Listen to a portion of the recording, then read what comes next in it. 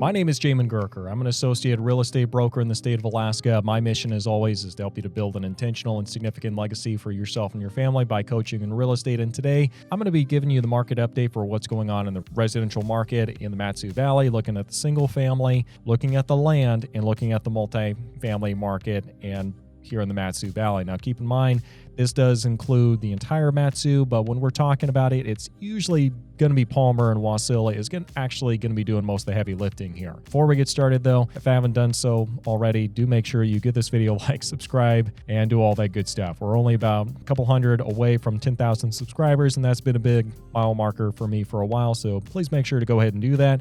And let's go ahead and jump into this market update, looking first at the single-family residential market.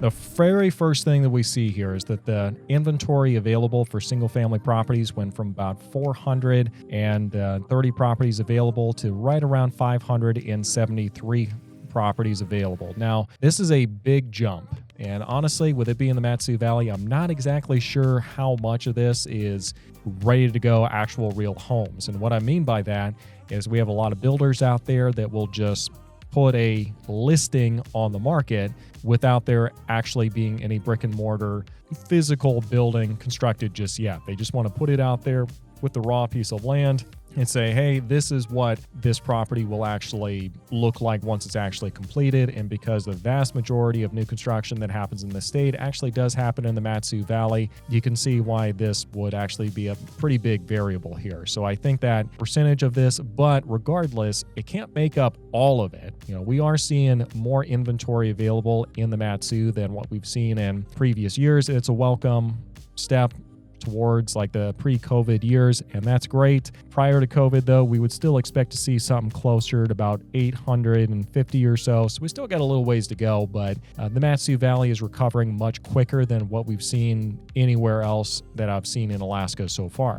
Next, what we see is the number of properties that have actually sold went from about 150 this time last year to about 172 this year. So we're seeing also an increase for the number of properties that are actually selling, and it looks like we have actually more or less been slightly below what we had for the number of properties that sold the year before. So that is welcome to see the increase for the number of properties compared to the year before there. It does show that there's still quite a bit of demand for properties in the MatSu.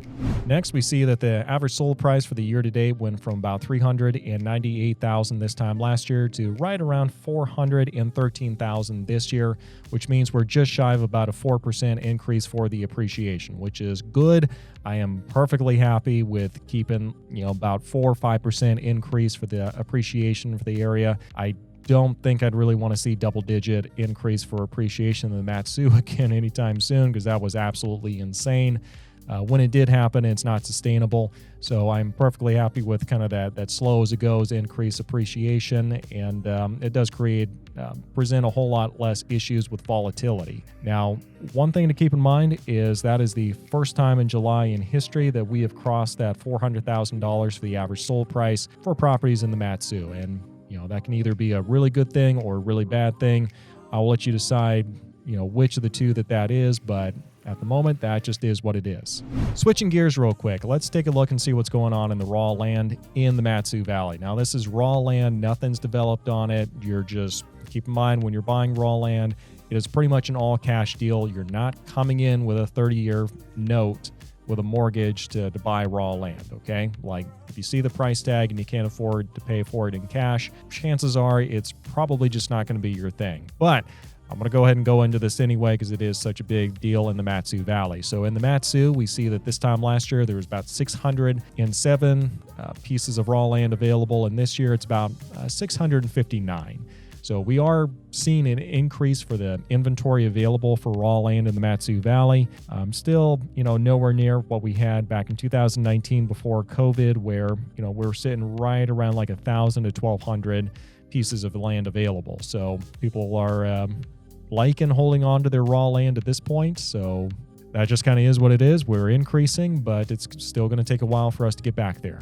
Now, for the land that's actually sold, we see that this time last year it was about 72 pieces of raw land actually sold in July, and this year it's 60.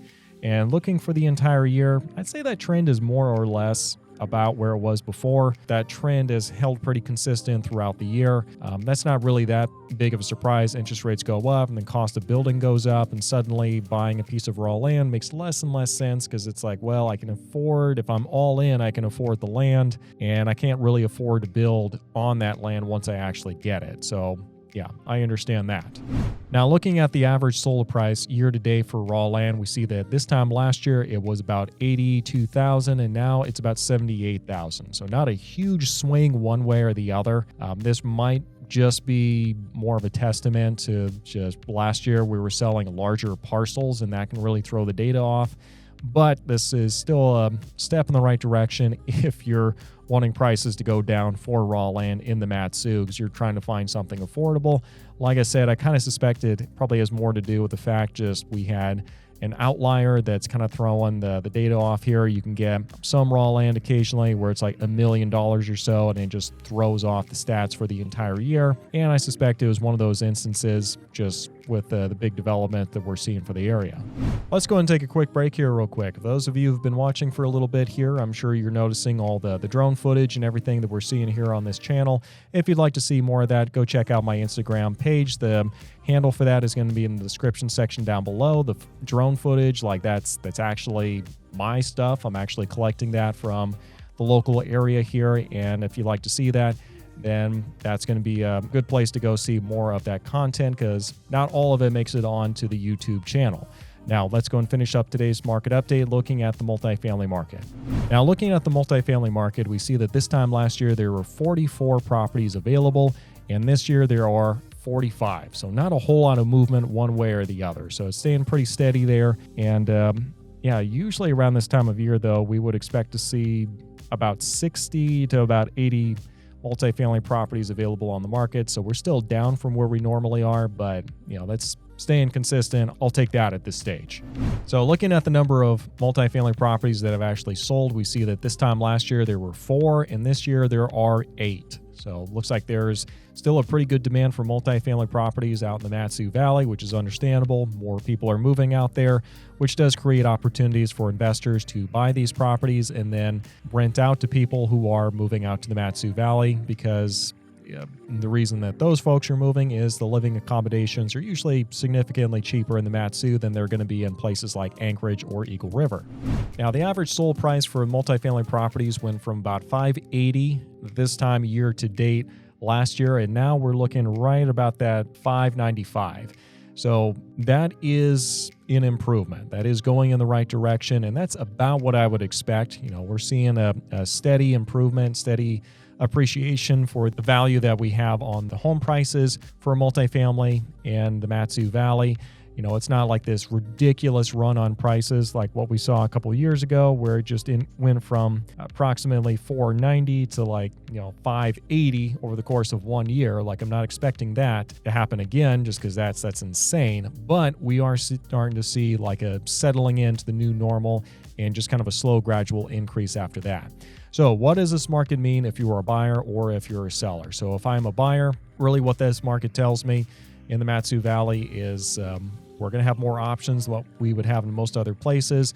We do have to be aware, though, that a lot of those options may or may not actually exist because they might be new construction and they might not actually be on the ground yet.